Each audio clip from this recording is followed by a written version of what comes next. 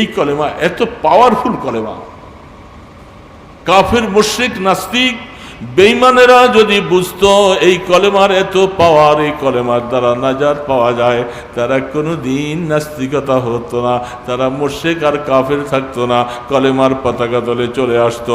একবার যদি তুমি বুঝে আর না বুঝে এই কলেমা পাঠ করো, তোমার আমলনামায় 4000 নেকি দান করা হয়।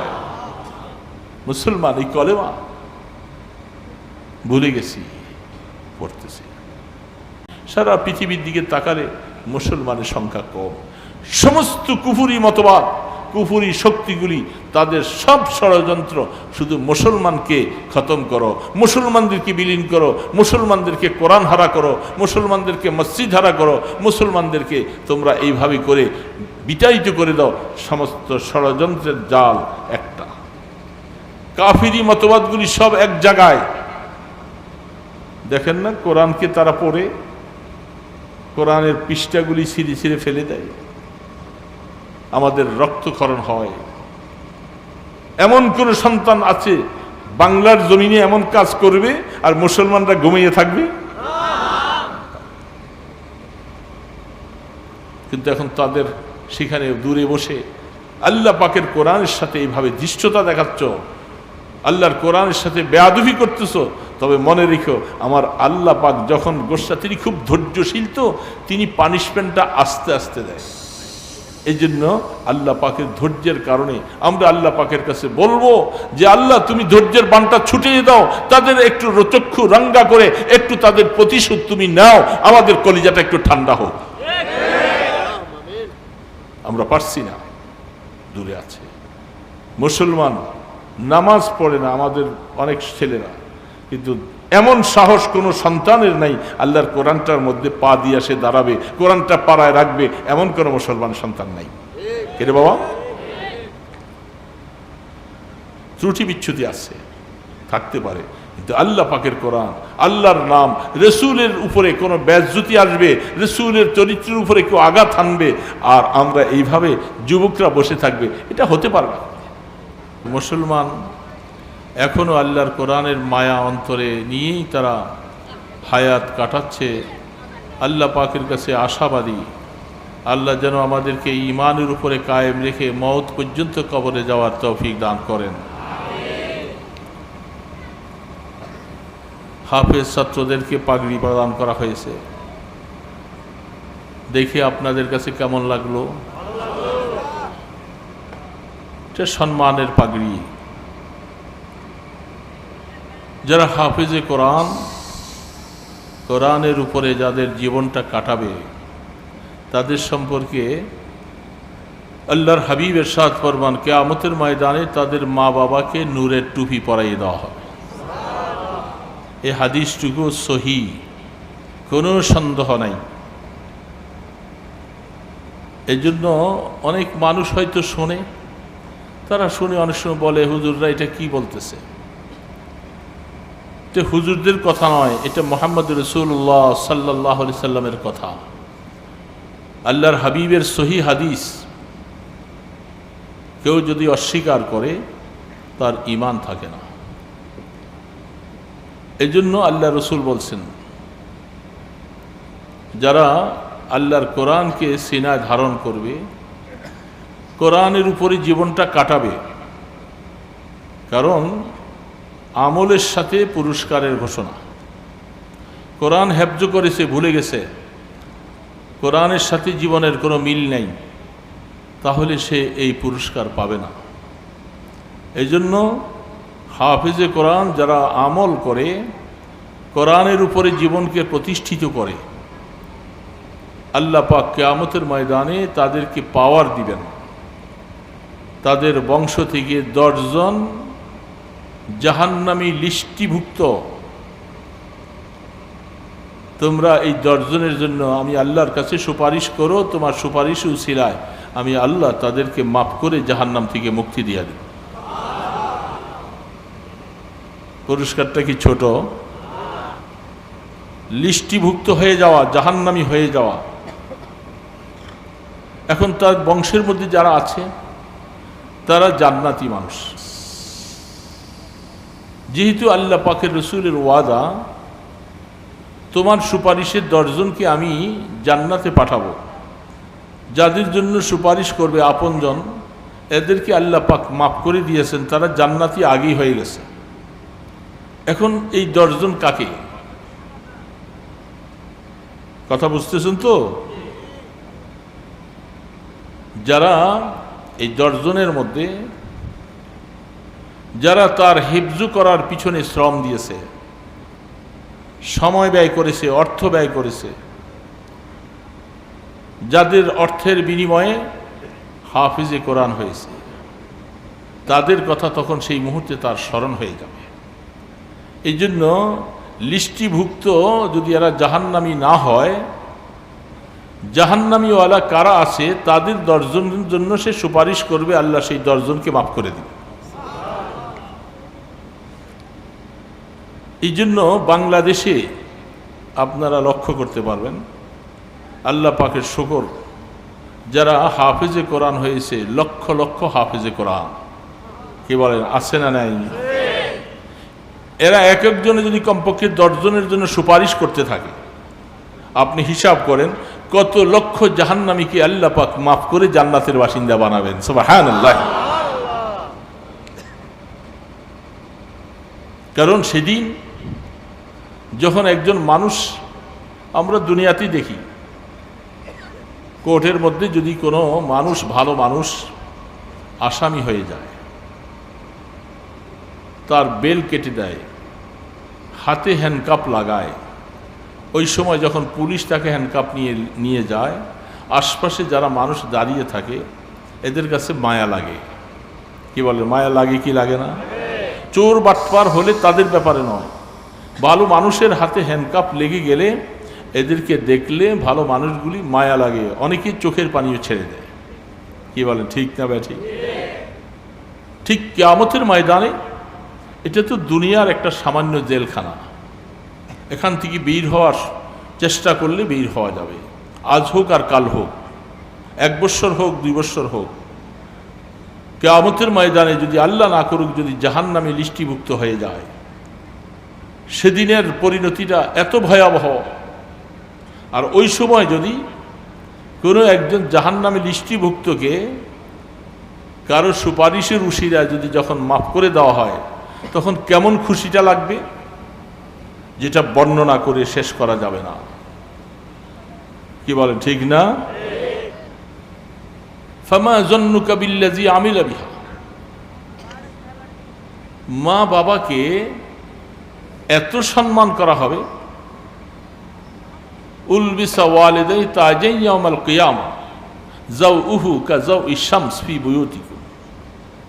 আল্লাহর হাবিব ফরমান, জি মা বাবার গর্ভে এই সন্তানটা ছিল, মায়ের গর্ভে, বাবা কষ্ট করে এই ছেলেটাকে হাফিজে কোরআন বানাবার জন্য চেষ্টা করেছে। আল্লাহর হাবিব ফরমান, তাদের মা বাবাকে এমন 2টা নূরের টুপি পরানো হবে, এই 2টার আলো দুনিয়ার সূর্য থেকে 1000 গুণে বেশি হবে। সুবহানাল্লাহ। যাউহু কাযাউই শামসি ফি বুয়ুতিকুম ফামা যন্নুকা বিল্লাযী আমিলা বিহা। আল্লাহ রাসূল বলেন, তোমরাই ধারণা করো, মা বাবা যদি এত সম্মানিত হয়, যার উসিলায় মা বাবা সম্মানিত হয়েছে, তাকে পুরস্কার কি দিবে তোমরাই বলো। আল্লাহ পাক বলতেছে।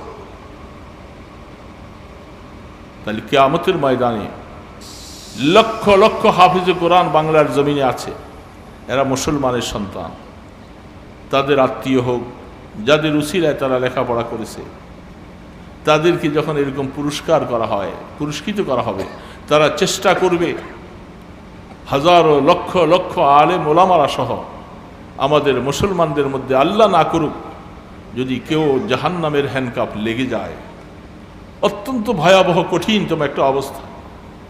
জাহান্নাম আছে তো বিশ্বাস করি না আমরা? আছে না জাহান্নাম? রাসূল করিম সাল্লাল্লাহু আলাইহি ওয়াসাল্লাম, আল্লাহর নবীর কথা আলোচনা আসলে একটু মহব্বতে দুরূদ শরীফ পাঠ করি। সাল্লাল্লাহু, সূরা আদ-দুহার মধ্যে আছে, ওয়ালা সাউফা ইউতিকা রাব্বুকা ফাতারদা। আল্লাহর হাবিব মিরাজে গিয়ে যখন জাহান্নাম দেখেছেন, সাথে জিবরিল আলাইহিস সালাতু ওয়াস সালাম ছিলেন। জাহান্নাম দেখে রসুল এত পেরেশান, আল্লাহ আমার উম্মত এই জাহান্নাম তো সহ্য করতে পারবে না, এই আগুন কেমন করে তারা সহ্য করবে। তখন মসজিদে নববীর মধ্যে আল্লাহর হাবিব একদিন জাহান্নামের কথা স্মরণ করে এত অবাক হয়ে গেলেন, হতভম্ব হয়ে গেলেন, চুপচাপ বসে আছেন, কথা বলে না কার সাথে। সাহাবায়ে কেরাম দেখছেন যে আল্লাহর হাবিব এইভাবে তো তিনি কখনো থাকেন না। আবু বকর সিদ্দিক রাদিয়াল্লাহু তাআলা আনহু আয়েশা আল্লাহর হাবিবকে সালাম দিলেন। আল্লাহ রসুল সালামের জবাব কিছু দেন নাই, শুধু কাঁদতেছে, চোখের পানি পড়তেছে। ওমরে ফারুক তিনি আয়েশা সালাম দিলেন, জবাব নেই। ওসমানে গনি রাদিয়াল্লাহু তাআলা আনহু এসে সালাম দিলেন, কোনো জবাব নেই। আলী রাদিয়াল্লাহু তাআলা আনহু এসে সালাম দিলেন, কোনো জবাব নেই, শুধু রসুল কাঁদছে। আলী রাদিয়াল্লাহু তাআলা আনহু গিয়ে ফাতিমাতুজ জাহরা রাদিয়াল্লাহু তাআলা আনহাকে বললেন, আব্বা এত বৈষণ্য, এত পেরেশানি কেন, কারো কাছে কথা বলে না, তুমি গিয়ে একটু সালাম দিয়ে দেখো আব্বু কি বলেন। ফাতেমা রাদিয়াল্লাহু তাআলা আনহা আয়েশা যখন আল্লাহ রসুলকে সালাম দিলেন, এবার রসুল সালামের জবাব দিয়েছেন। সালামের জবাব দেওয়ার পরে জিজ্ঞাসা করতেছেন, আব্বু আপনি এত কাঁদতেছেন, এত পেরেশান কেন, কি ব্যাপার? আবু বকর, ওমর, ওসমান, আলী সবাই আসলো, সালাম দিচ্ছেন। আল্লাহর হাবিব ফরমান, আমি কাঁদতেছি এই জন্য জাহান্নামের অবস্থাটা বর্ণনা, এই জাহান্নাম সহ্য করার মতো তো আমার উম্মত কেউ পারবে না। উম্মত জাহান্নাম থেকে কি করে বাঁচবে, কেমন করে বাঁচানো যায়, এত পেরেশান অবস্থা। আল্লাহ পাক দেখতেছেন সব। কিছুক্ষণ পরে আল্লাহ সুবহানাহু ওয়া তাআলা জিবরিল আলাইহিস সালাতু ওয়াস সালামকে পাঠাইলেন, জিবরিল আমার বন্ধুকে গিয়ে আমার সালাম দাও। আমার বন্ধু তার উম্মতের জন্য যে পেরেশান হয়ে আছেন, কারোর সাথে কথা বলে না, আমার বন্ধুকে সুসংবাদ দাও, ওয়ালা সাউফা ইউতিকা রাব্বুকা ফাতারদা। আমি আমার বন্ধু অচিরেই আমি আমার বন্ধুকে খুশি করব তার উম্মতের ব্যাপারে, তিনি আমার সেই পুরস্কার পাইয়া তিনি খুশি হয়ে যাবেন সেদিন, আমার বন্ধুকে সালাম দাও। তখন আল্লাহ রসুল বলে, ভাই জিবরিল বলো, আমার একটা উম্মত জাহান্নামে ঈমানওয়ালা, যাররা পরিমাণ ঈমানওয়ালা জাহান্নামে থাকা পর্যন্ত আমি আল্লাহ পাকের কাছে সন্তুষ্ট প্রকাশ করব না, আমার উম্মত মাফ হওয়ার আগ পর্যন্ত।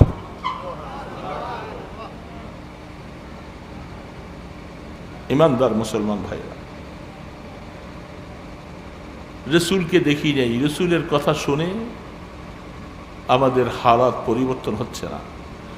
আসলে আল্লাহর পয়গম্বর আমাদের জন্য যে কত ব্যথিত, এই উম্মতকে জাহান্নাম থেকে বাঁচাবার জন্য হাদিসগুলি দেখলে আকল হয়রান হয়ে যায়। যুবক বাবাজিরা এখানে আছো তোমরা অনেকে, রসুলের জন্য মায়া বুঝো না এখনো। কেমন রসুল, কেমন নবী আল্লাহ আমাদেরকে দিয়েছেন, আমরা যে কেমন নবীর উম্মত হইছি, খোদার কসম করলে কাফারা লাগবে না যদি সেজদায় পড়ে থাকি বছরের পর বছর, যে আল্লাহ তুমি আমাকে আখেরি জামানার পয়গম্বরের উম্মত বানাইছো, শুকর আদায় করে শেষ করা যাবে না। উম্মত শুকর আদায় করে শেষ করা যাবে না। রসুলকে চিনি নাই, আমরা রসুলকে চিনতে পারি নাই, বুঝতে পারি নাই। আল্লাহ পাক বলছেন, বন্ধু ওয়ালা সাউফা ইউতিকা রাব্বুকা ফাতারদা, আপনি খুশি হবেন। এই জন্য সর্বশেষ জাহান্নামের মধ্যে যে থাকবে, যার কাছে যাররা পরিমাণ ঈমান আছে, আমরা কি আল্লাহ পাকের কাছে এই কথা চাই যে আমরা জাহান্নামে দীর্ঘ সময় জ্বলব, তারপরে ইমানের বদৌলতে হয়তো বেরিয়ে আসব।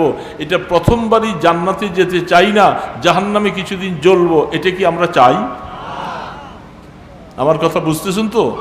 রাত অনেক হয়ে গেছে, লম্বা কথা বলতে পারবো না। আপনাদের এখানে আসার আগে আরো আমাকে 3টা প্রোগ্রাম করে আসতে হয়েছে, এখন এই বয়সে আর পারছি না। অসুস্থ মানুষ, ওয়াদা করেছি মানুষের আবদার রক্ষা করতে যাইয়া দ্বীনের স্বার্থে ইসলাহি মাহফিল, এই মাহফিল ছিল। এই জন্য অল্প কয়েকটা কথাই যদি আল্লাহর দিকে চেয়ে আমরা দিলের মধ্যে লাগাই, কষ্ট করে বসে আছি। আমাদের মধ্যে এমন কি আমরা কেউ এই কথা বলতে পারি, মুসলমানের সন্তান, এখানে অনেক বাবাজি এমন আছো যারা আজকাল 5 ওয়াক্ত নামাজ পড়ি নেই, এরকম আছে না? কিন্তু বাবা আছে না এখানে? এমনও তো কেউ থাকতে পারে যে আজকাল জুমার নামাজটা হয়তো পড়ি নেই, এরকম কেউ আছো এখানে আজকাল? এ বাবা আছো? থাকতে পারে না? মুসলমান কেন আমরা এমন হয়ে গেলাম? জুমার দিন সৈয়দুল আইয়াম আল জুমা, আল্লাহ ইমানদারকে, মুসলমানদেরকে যে জুমার দিনটা দিচ্ছেন, এটার কোনো নবীর উম্মতের জন্য নাই, শুধু একমাত্র আমাদের নবীজির উম্মতের জন্য আল্লাহ মায়া করে, দয়া করে আমাদেরকে জুমার নামাজ দিয়েছেন। এই জুমার নামাজটা এত গুরুত্বপূর্ণ একটা ইবাদত, এটাও অনেক মুসলমানের সন্তানরা পড়ে নাই। আছে না নাই? তাদের মনে কি খেয়াল ঢুকছে, কি ধারণাটা ঢুকলো যে আমি জুমাটা পড়তে পারলাম? অথচ হাদিস শরীফের মধ্যে আল্লাহ রসুল ফরমান, জুমার দিনে কোনো মানুষ ইমানদার যদি মৃত্যুবরণ করে, জুমার রাত্র, জুমার দিন, ওসিমা মিন আযাবিল কবর, আল্লাহ পাক তাকে কিয়ামত পর্যন্ত কবরের আযাব মাফ করে দিবেন।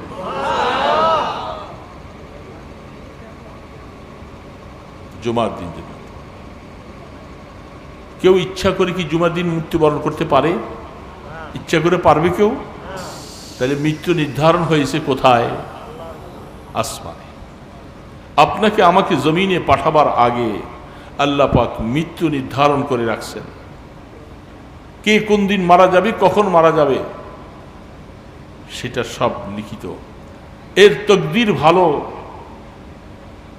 রমজান মাসে মৃত্যুবরণ করা, জুমার দিনে বা জুমার রাত্র মৃত্যুবরণ করা, আল্লাহ রসুল বলেন তার আযাবে কবর থেকে তাকে কিয়ামত পর্যন্ত আল্লাহ রেহাই দিয়া দেবে। পুরস্কারটা কি ছোট? এখন আপনি বলবেন, দেখি তাহলে আমি জুমার দিন মরি, ইচ্ছা করে মরা, আর ইচ্ছা করে যদি কেউ মারা যায় সে তো জাহান্নামে চলে যাবে। আত্মহত্যা শরীয়তে হারাম। কিন্তু এই লোকটা মৃত্যুবরণ করলো শুক্রবার দিন, তো মৃত্যু দিয়েছেন আল্লাহ, তার তকদির ভালো, সে আযাবে কবর থেকে রেহাই পেয়ে যাবে। মোল্লা আলী কারি রহমতুল্লাহ আলাইহি মিশকাতুস শরার মধ্যে লিখেছেন, বাবুল ইতিসামের মধ্যে লেখা, যাকে কিয়ামত পর্যন্ত আল্লাহ পাক আযাব থেকে রেহাই দিয়ে রাখবেন, কিয়ামতের পরে যখন হিসাব নিকাশ শুরু হবে তখন তাকে নতুন করে আযাব দেওয়া হবে কি হবে না। যেহেতু মওত কিয়ামত পর্যন্ত হাদিসের কথা, কিয়ামতের পরে তো আসল আযাব শুরু হবে, ওই সময় তাকে দ্বিতীয়বার শাস্তি দেওয়া হবে কিনা এর উপরে বিভিন্ন দলিল পেশ করা হচ্ছে। মোল্লা আলী কারি রহমতুল্লাহ আলী বলেন, আমি আল্লাহ পাকের জাতের উপরে আশাবাদী, যিনি শতে শতে বৎসর, এমনকি কিয়ামত হওয়া পর্যন্ত হাজারো বৎসর হয়ে যেতে পারে, 2000 বৎসর পার হয়ে যেতে পারে, এত দীর্ঘ সময় যে আল্লাহ যাকে আযাব থেকে মুক্তি দিলেন, সে আল্লাহ নতুন করে তাকে আযাব দিবেন, আমরা আল্লাহর উপরে কোনোদিন এই ধারণা রাখি না। আল্লাহ তাকে মাফ করেছেন, একেবারেই মাফ করে দিয়েছেন।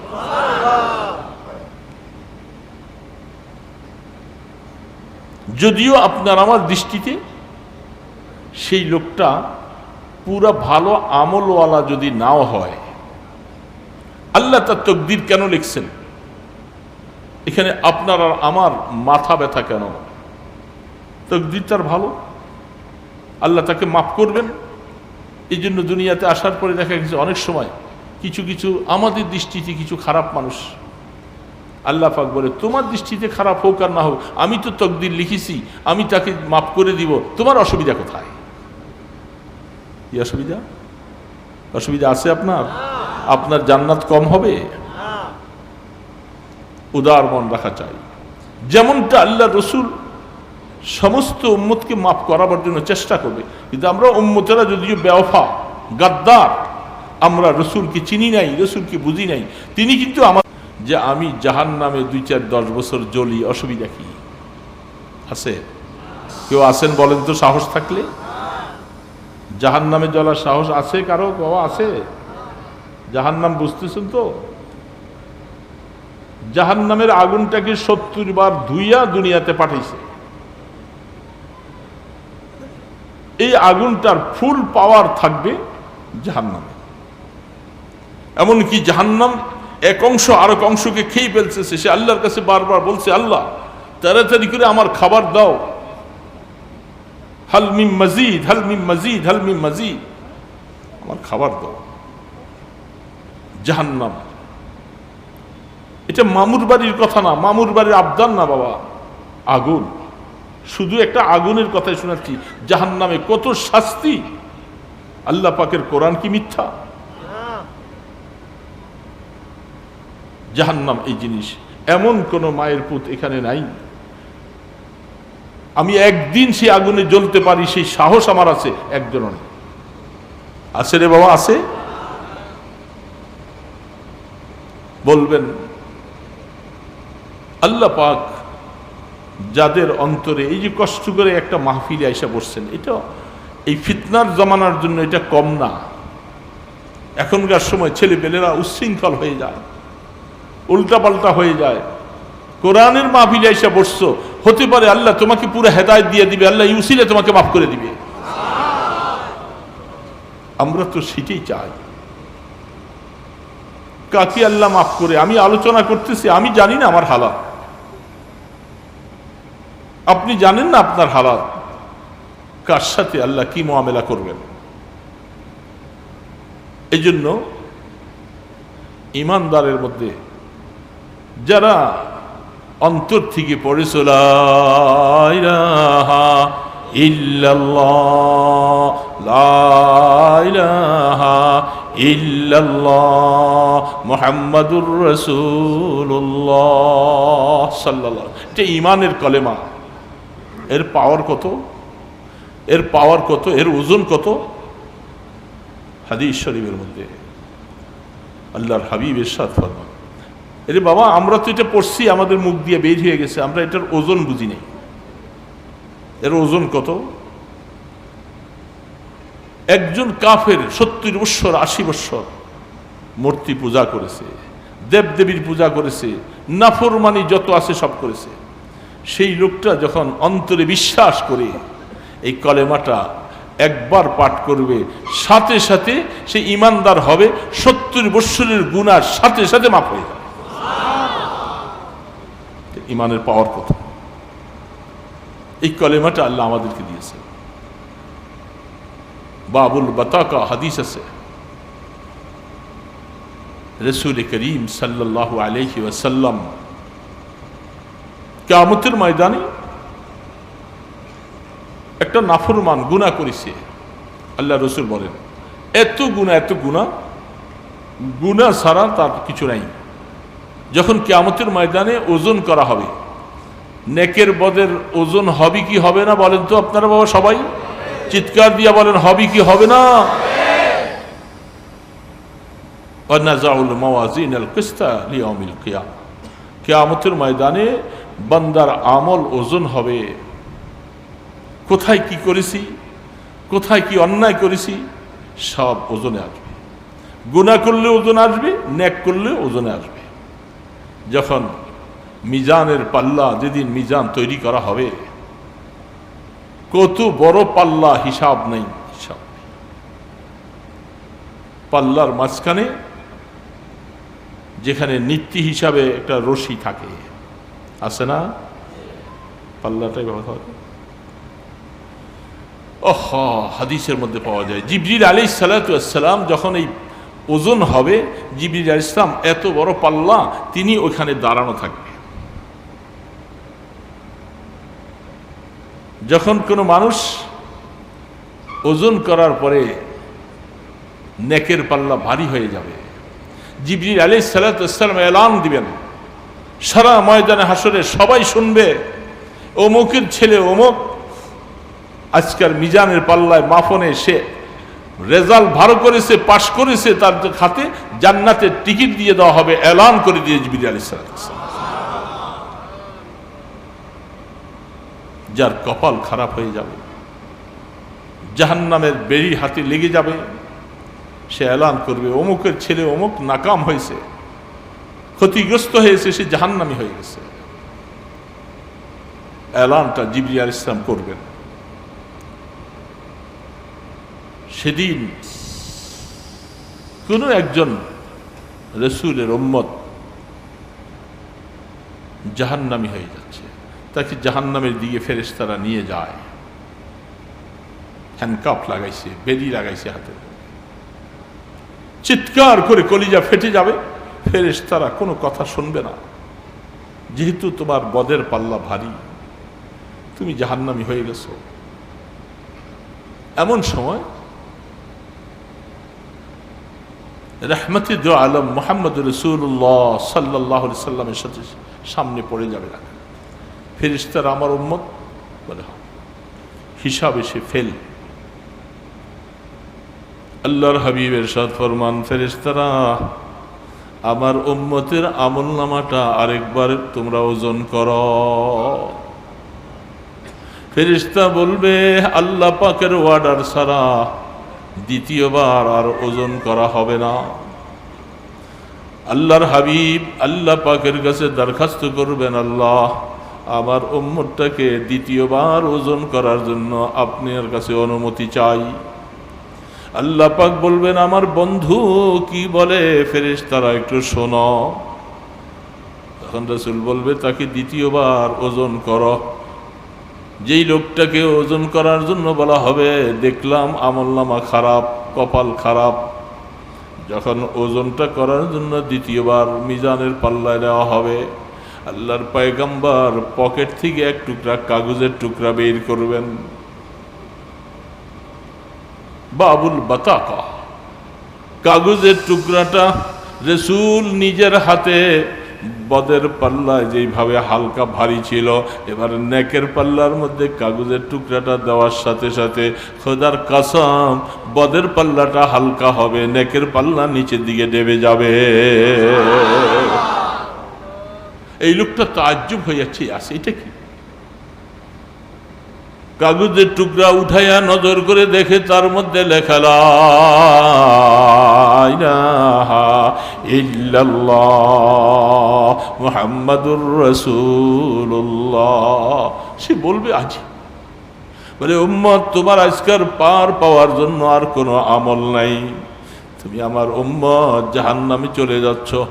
দুঃখে সুখে বুঝে না বুঝে তুমি কলেমাটা পড়েছিলা, আজকের দিনে মাপ পাওয়ার জন্য আর কিছু নাই, এই আমলটা আমার কাছে সংরক্ষিত। এই জন্য কাগজের টুকরার মধ্যে কালেমাটা লেখা, এটা মিজানের পাল্লায় দিলাম। এই মিজানের পাল্লা ৯৯টা দফতর সব হালকা হবে, শুধু কাগজে লেখার কলেমাটা ভারী হয়ে যাবে। ইমানদার কত ওজন কলেমা, কত ওজন! এই কলেমা এত পাওয়ারফুল কলেমা। কাফের মুশরিক নাস্তিক বেঈমানেরা যদি বুঝতো এই কলেমার এত পাওয়ার, এই কলেমার দ্বারা নাজাত পাওয়া যায়, তারা কোনোদিন নাস্তিকতা হতো না, তারা মুশরিক আর কাফের থাকতো না, কলেমার পতাকা তলে চলে আসতো। একবার যদি তুমি বুঝে আর না বুঝে এই কলেমা পাঠ করো, তোমার আমলনামায় ৪,০০০ নেকি দান করা হয়। মুসলমান এই কলেমা ভুলে গেছি, পড়তেছি। মুসলমান হওয়ার জন্য আল্লাহ পাক মেহেরবানি করছেন, আমাদের বাপ দাদা তারা মুসলমান, আমরা সেই ঘরে মুসলমান।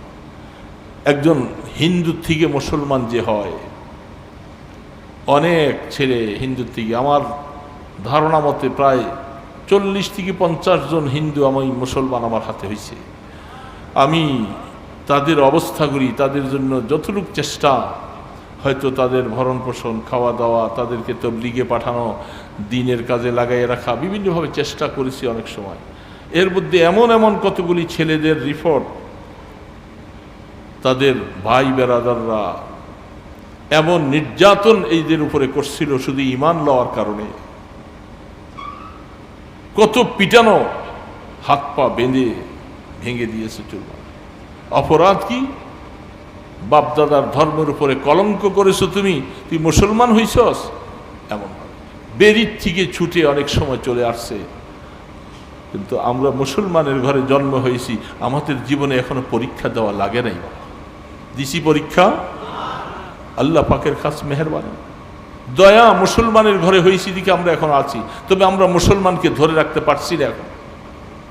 যারা ভিন্ন ধর্মের থেকে এসে মুসলমান হচ্ছে, তাকে জিজ্ঞাসা করো যে কিছু কষ্ট। জিজ্ঞাসা করো বেলালে হাবশিকে, জিজ্ঞাসা করো হযরতে সুমাইয়া রাদিয়াল্লাহু তাআলা আনহাকে, জিজ্ঞাসা করো আম্মার বিন ইয়াসার রাদিয়াল্লাহু তাআলা আনহুকে। কি কষ্ট ঈমান লওয়ার কারণে, কি পরীক্ষা দিতে হয়েছে। হযরতে খাব্বাব ইবনুল আরত রাদিয়াল্লাহু তাআলা আনহু, ইহুদির গোলাম, আল্লাহ রসুলের কাছে ঈমান লওয়ার অপরাধে এত নির্মম নির্যাতন তাকে করেছে। জ্বলন্ত আগুনের মধ্যে হাত পা বেঁধে চিৎ করে শোয়াইয়া, বুকের উপরে পাথর দিয়া চাপা। এই অবস্থায় শরীরের চর্বিগুলি গলে গলে আগুন নিভে যায়। এত বড় কমরের মধ্যে বিক্ষত এইভাবে গর্ত হয়ে যায়। খলিফাতুল মুসলিমিন ওমরে ফারুক রাদিয়াল্লাহু তাআলা আনহুর জামানায় আল্লাহর হাবিব, তার সাহাবী খাব্বাব ইবনুল আরত, ওমর বলতেছে, ভাই খাব্বাব, তুমি যে মুসলমান হয়েছিলা আমাদেরকে একটু দেখাও। পিছনের কাপড়টা খুলে দেখাছে। হযরত ওমর বলে, এত বড় গর্তটা এখনো আছে? বলে, শুধু অপরাধ আর কিছু নয়, আমি কলেমা পড়েছিলাম, ঈমান আনছি, এই অপরাধের জ্বলন্ত আগুনের মধ্যে আমাকে চিৎ করে শোয়াইয়া এইভাবে করেছে, সেই গর্তটা এখনো আছে। হযরত ওমর দেখে দেখে চোখের পানিগুলি ছেড়েছে। বলে, খাব্বাব, তারপরে ওই ঈমান ধরে রাখছ, তোমার ঈমান তো আমার থেকে আরো বেশি পাওয়া। এত নির্মম নির্যাতন কষ্ট মুসলমান হওয়ার অপরাধে। এই ইমানদার বাবা, এই পরীক্ষা তো আমাদেরকে আল্লাহ দেন নাই। আমাদেরকে আল্লাহ পাক ঈমান দিয়েছেন, এখন আমাদের পরীক্ষা দেওয়া লাগে নাই, এখনো আমরা টিকে আছি। জানি না, আল্লাহ না করুক, যদি এরকম কোনো পরীক্ষা চলে আসে, আমরা কি ঈমানটা ধরে রাখতে পারবো? পারবো রে বাবা? আল্লাহ না করুক এমন কোনো মুসিবত যদি আসে, তুই হয়তো ঈমান ছাড়বি, নতুবা তোকে মেরে ফেলা হবে, টুকরা করে দেওয়া হবে। ওই সময় কি ঈমান ছাড়বো না কাফের মুশরিককে ছাড়বো? কোনটা ছাড়বো? ঈমান ধরে রাখবো তো? আল্লাহ পাকের কাছে তৌফিক চাইতে হবে। আল্লাহ, তুমি তৌফিক না দিলে আমরা পারবো না। আমাদের ঈমান কিন্তু দুর্বল, খুব দুর্বল ঈমান আমাদের, আমরা সহ্য করতে পারি না। কমজোর মানুষ, দুর্বল মানুষ। এরকম পরীক্ষা আল্লাহ না করুক যদি আইসা যায়, মুসলমান ঈমান কি করে থাকে? কত মুসলমান, কোরআন খুলে দেখো, ঈমান লওয়ার অপরাধে মুসা আলা নবীনা আলাইহিস সালাতু ওয়াস সালামের জামানার যে 70,000 জাদুকর, যারা এইভাবে করে এক একজনে 1,40,000 জাদুকররা জাদু দেখাইছে। এই 70,000 জাদুকর সকলেই মুসা আলাইহিস সালাতু ওয়াস সালামের বিরুদ্ধে আসছিল ফেরাউনের পুরস্কার পাওয়ার কথায়। ফেরাউন বলছিল, যদি তোমরা আজকে মুসার উপরে বিজয়ী করতে পারো, আমার রাষ্ট্রীয় সব পুরস্কার তোমাদের জন্য বরাদ্দ হবে। তারা তার সাথে অঙ্গীকার করে আসছে। ইমানদার বুঝার জন্য বলছি, সামান্য অল্প সময়ের ইমানের পাওয়ার কত। যখন মুসা আলাইহিস সালাতু ওয়াস সালাম তাদের জাদুগুলি দেখলো, একটা লাঠি, একটা রশি।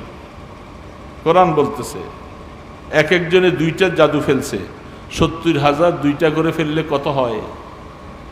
1,40,000। এই 40,000, 1,40,000 সাপ মাঠে ছাইড়া দিছে, সব পাগল অবস্থা, সাপ, বিশাল বিশাল সাপ। মুসা আলাইহিস সালাম একটু ভয় পাইছে। আল্লাহ পাক বলে, মুসা তুমি ভয় পাচ্ছ কেন? তোমার হাতের লাঠিটা তুমি ছাড়ো। আল্লাহু আকবার। মুসা আলাইহিস সালামের হাতের লাঠিটা শুধু মাঠে ফেলছে। কত বড় হইছে তাফসীর বলে সীমা বলা যাবে না, এত বড় তার লম্বা। যখন হা করেছে, একটা ঠোঁট মাথা হলো আসমানে আর একটা জমিনে। আরে সুবহানাল্লাহ, বড় মুসলমান। ঠোঁটের এক অংশ জমিনে আর একটা আসমানে, এইভাবে হা করে আছে।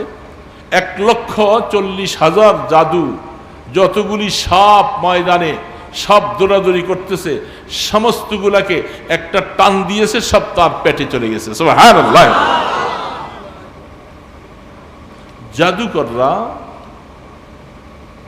কিং কর্তব্য বিমূঢ় হয়ে গেছে। আমাদের যে এটা জাদু, এতে কোনো সন্দেহ নেই, কিন্তু মুসা আলাইহিস সালাম যে কাজটা করছে, এটা জাদু হতে পারে না। জাদুর এই পাওয়ার থাকতে পারে না। সকলে মুহূর্তের ভিতরে চেঞ্জ হয়ে গেল। আমানতু বিরব্বি মুসা ওয়া হারুন। এই পয়গম্বর মুসা আমরা এতদিন বুঝতে পারিনি, আমরা জাদুকররা এখন থেকে আমাদের বুঝে আসছে যে আসলে আল্লাহ আছেন, আপনি নবী। আমরা ফেরাউনকে আর খোদা মানব না, আমরা সকলে মিলে একসাথে আল্লাহর উপরে ঈমান আনলাম, আমাদেরকে কলেমা পড়া মুসলমান বানাও। 1,40,000 জাদু দেখাইছেন। এই 70,000 জাদুকর যখনই মুসলমান হয়ে গেল, কঠিন মাসালা। ফেরাউন বলছে, এতক্ষণ বলছিলাম যে সবচেয়ে বড় পুরস্কার তোমাদেরকে দিব, এখন সবচেয়ে বড় শাস্তি তোমাদের ভাগ্যে। তোরা মুসার খপ্পরে পড়ে গেছো, তোমাদের ডান হাত কাটবো, বাম পা কাটবো, আবার বাম হাত কাটি, ডান হাত কাটা শুলিতে চড়ানো হবে। যদি সময় ভালো থাকে এখনো মুসার ধর্ম ছেড়ে দাও। সমস্ত জাদুকররা একসাথে মিলে বলছে, লা দায়রা লানা, তোমার ফেরাউন তুমি যে কত বড় খোদা আমাদের বুঝে আসছে। মুসা আলাইহিস সালাম যেই খোদার ইবাদত করে, যেই খোদার প্রতি দাওয়াত দেয়, তুমি আমাদেরকে ফাঁসিতে ঝুলাইবা, হাত পাও কাটবা, কোনো পেরেশানি নাই। হায়াত তো মাত্র জীবনে একবারই হয়, এটা শেষ হয়ে যাবে, আর কোনো দিন ফিরত পাবো না। আমরা যেই ঈমান পেয়েছি, আমাদের ঈমান কোনো দিন ছাড়ব না।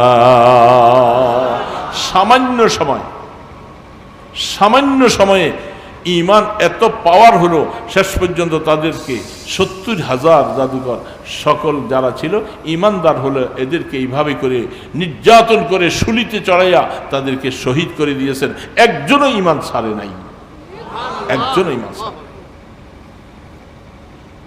বাবা, এটার নাম ঈমান, এটার নাম ঈমান। আল্লাহ না করুক আমাদের দেশে চতুর্দিকে যেভাবে ফিতনা চতুর্দিক থেকে আসা শুরু হয়েছে, জানি না আল্লাহ পাক কি অবস্থা করবে। বিশেষ করে আমাদের এই যুবক বাবাদিদের জন্য, আমাদের আগামী প্রজন্মের জন্য বেশি চিন্তা করি। আল্লাহ, আমাদের তো এখন হায়াত শেষ হয়ে যাচ্ছে, আমরা বুড়া হয়ে গেছি, কখন আকাশে চলে যাব। আমাদের এই ইয়ং ছেলেগুলি, এরাই জমিনের মধ্যে ঈমানটুকু ধরে কিভাবে থাকবে, এই জন্য সবসময় পেরেশান করতেছি। আল্লাহ যেন এই যুবকগুলাকে মজবুতভাবে ঈমান ধরে রাখার তৌফিক দান করে। আমাদের একজন মুসলমান সন্তান যেন কোনদিন ঈমান হারা হয়ে না যায়। এরা আমাদের কলিজার টুকরার সন্তান, এরা আমাদের ভাই, এরা আমাদের ছেলে, এরা আমাদের নাতিপুতি, এরা মুসলমানের সন্তান, এটা রাসূলের উম্মত, আখেরি জামানার পয়গম্বর উম্মত। এই জন্য তাদের জন্য বেশি চিন্তা করি যে আল্লাহ তুমি যুবকদেরকে হেফাজত করো, যুবকদেরকে ঈমানের উপর বলিয়ান করো, তারা যেন হকের সাথে ঈমান নিয়ে মওত পর্যন্ত টিকে থাকতে পারে, সেই ঈমানের মধ্যে তুমি বেশ করে তুমি তেজস্বতা বাড়িয়ে দাও, ঈমানের শক্তি বাড়িয়ে দাও। আল্লাহ দয়া করতে কোন অবস্থাতে বাতিলের কাছে আপোষ করা যাবে না বাবা। নাস্তিকদের কাছে কোনোদিন নত হওয়া যাবে না। সারাটা দেশ এখন নাস্তিকতার জাল এমন ভাবে চতুর্দিক থেকে আনতেছে, তারা আরো সামনের 50 বছর 100 বছর টার্গেট নিয়ে তারা তাদের নাস্তিকতাবাদী আমাদের মধ্যে ফিট করে আমাদের কলিজার টুকরা সন্তানগুলোকে তারা নাস্তিক বানাবার জন্য তারা চেষ্টা চালাচ্ছে। তবে আমাদের দৃঢ় বিশ্বাস, এই সন্তানরা কোনোদিন তোমাদের খপ্পরে পড়বে না। এরা মদিনাওয়ালার সাথে সম্পর্ক করেছে, মদিনার পয়গম্বরের সাথে অঙ্গীকার করেছে, ঈমান হারা হয়ে কবরে যেতে চাই না। মুসলমানের সাথে আমাদের আমলের ত্রুটি আছে, কোনো সন্দেহ নেই। আমলের ত্রুটি আছে, কোনো সন্দেহ নেই। আমি আয়াত পড়েছি, রব্বানা লা তুযিগ কুলুবানা বা'দা ইয হাদাইতানা। আল্লাহ পাক কোরআনে শিখাইছে, এই ইমানদাররা মুনাজাত মুখস্থ নাই, না থাকলে বাংলা ভাষায় হলো বলবা। আল্লাহ পাক বলছেন, আল্লাহ তুমি আমাকে ঈমান দিয়েছো, আল্লাহ কোনোদিন তুমি রাগ করে আমার ঈমানটা ছিনাই নিয়ে যেও না। এই দোয়াটা আল্লাহর কাছে সবসময় করবা, এটা আল্লাহ শিখাই দিছে। মুখস্থ না পারলেও বাংলা ভাষায় বলতে পারবো না বাবা। রব্বানা লা তুযিগ কুলুবানা বা'দা ইয হাদাইতানা ওয়া হাব লানা মিন লাদুনকা রাহমা ইন্নাকা আনতাল ওয়াহ্হাব। আল্লাহ দয়া করে আমাকে ঈমান দিছো, মেহেরবানি করে দিয়েছো। আমরা অযোগ্য মানুষ, তোমার কাছ থেকে ঈমান আমরা চেয়ে নেওয়ার মতো যোগ্যতা নাই, তুমি মেহেরবানি করে দিয়েছো। আল্লাহ ঈমান যখন দিয়েছো, কোনোদিন ঈমান কেড়ে নিও না তুমি, এবং তুমি মেহেরবানি করে দয়া করা তোমার তরফ থেকে আমাকে মুফত রহমত নসিব করো, যেন কোনো বিনিময় চাইও না। বিনিময় দেওয়ার মতো যোগ্যতা আমাদের নাই, দিতে পারবো বিনিময় আল্লাহর কাছে?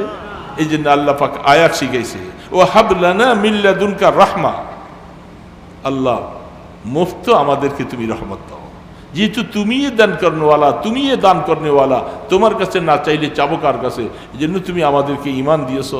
আমরা সংখ্যা গরিষ্ঠ হতে পারিনি, বাংলাদেশটাই মধ্যে কিছু মুসলমান বেশি। এই জন্য ছোট্ট হাদিস পড়েছিলাম, আল্লাহ রসুল বলেন, মান ক্বালা লা ইলাহা ইল্লাল্লাহ ফাদাখালাল জান্নাহ। قال أبو ذر الغفاري رضي الله تعالى عنه وإن زنا وإن سرق قال رسول الله صلى الله عليه وسلم وإن زنا وإن سرق وإن زنا وإن سرق وإن زنا وإن سرق رغب أنف أبي ذر। আল্লাহর হাবিব তিনি বলতেছেন, কোন ব্যক্তি ঈমান বিশ্বাস রেখে লা ইলাহা ইল্লাল্লাহ কলেমা যদি পড়ে, সে জান্নাতে যাবে। বলেন না কোথায় যাবে? যাবে। এখন হযরত আবু যর গিফারী রাদিয়াল্লাহু তাআলা আনহু তিনি বলতেছেন, ইয়া রাসূলুল্লাহ, এই লোকটা যদি চুরি করে, জেনা করে, তারপরেও কি সে জান্নাতে যাবে? আল্লাহ রসুল বলেন, আমি যে কথাটা বলছি শোনো, চুরি জেনার কারণে যদি সে তওবা করে, অবশ্যই আল্লাহ মাফ করে দিবে। একজন চুরি করছে, জেনা করছে, তওবা করে। রসুল বলেন, আবু যর শোনো, তুমি একবার বলছো এ যদি জেনা করে, চুরি করে, তাহলে কি জান্নাতে যাবে? রসুল বলেন 3 বার, ওয়াইন জানা ওয়াইন সারাকা ওয়াইন জানা ওয়াইন সারাকা ওয়াইন জানা ওয়াইন সারাকা রাগিমা আনফি আবি যর। আবু যর, আমি রসুল যা বলছি আমার কথাটাই বাস্তব হবে। তোমার নাকটা যদি কেটে ধুলার মধ্যে গড়াইতে থাকেও, তারপরেও আমি যা বলছি জান্নাতে যাবে, আল্লাহ তাকে জান্নাতে নিবে।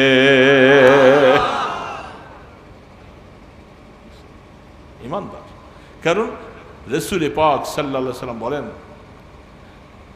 তারা মানুষ গুনাহ করে ফেলে বা গুনাহ হয়ে যায়, এই উম্মতের কাছ থেকে, এটা তো আমাদেরকে পাঠাইছি শেষ জামানায়, আমাদের গুনাহ হয়ে যাবে।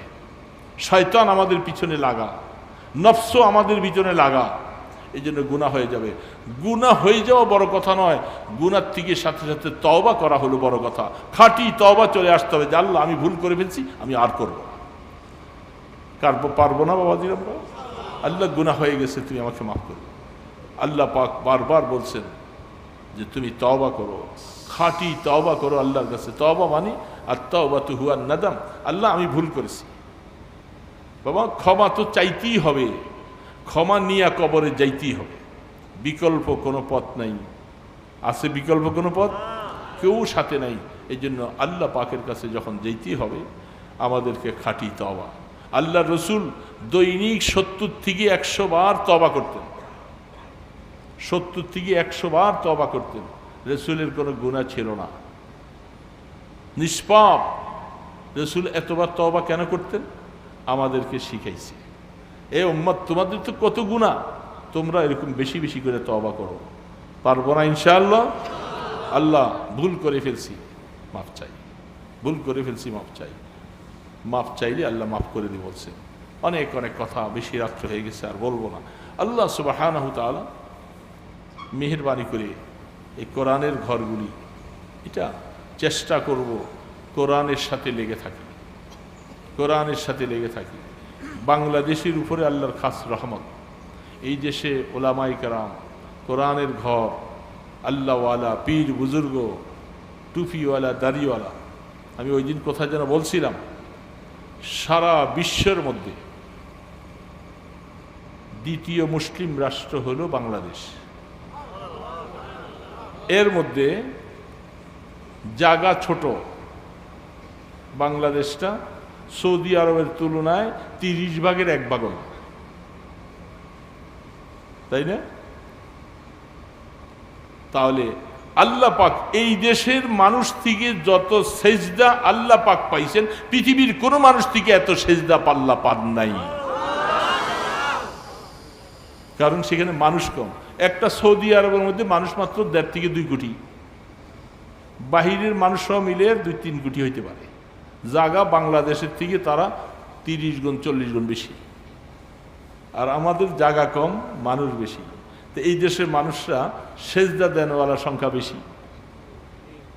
এই জন্য আমি মাঝে মধ্যে বলে থাকি, বাংলাদেশ থেকে আল্লাহ পাক যত সেজদা পায়, এত সেজদা পৃথিবীর আর কোথাও নেই। এই জন্য এই দেশটা, এটা আমাদের দেশ।